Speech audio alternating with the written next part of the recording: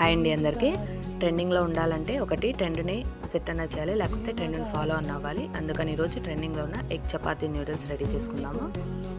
అందుకోసం ఒక 3 చపాతీ తీసుకొని ఒకదాని మీద ఒకటి పెట్టేసి వీడియోలో చూపిస్తున్న విధంగా రౌండ్గా రోల్ చేసుకోవాలి. ఇలా రోల్ చేసిన తర్వాత సన్నగా కట్ చేసుకొని పక్కన పెట్టేసుకోవాలండి. ఇప్పుడు స్టవ్ ఆన్ చేసి ప్యాన్ పెట్టుకొని 1 టేబుల్ స్పూన్ వరకు ఆయిల్ హీట్ చేసుకొని 2 బీట్ చేసుకొని ఎగ్స్ వేసుకోవాలి. ఎగ్స్ ఇలా వేగుతూ ఉన్నప్పుడు ఇందులో కొంచెం ఉప్పు, కొంచెం మిరియాల పొడి కూడా వేసుకొని వేయించేసి తీసి పక్కన పెట్టేసుకున్నాము.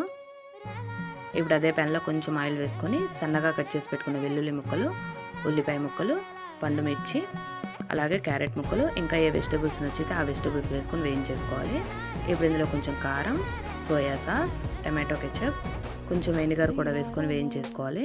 ఇప్పుడు మనం రెడీ చేసి పెట్టుకున్న చపాతీ నూడిల్స్ వేసేసి ఒకసారి కలిపేసుకోవాలి.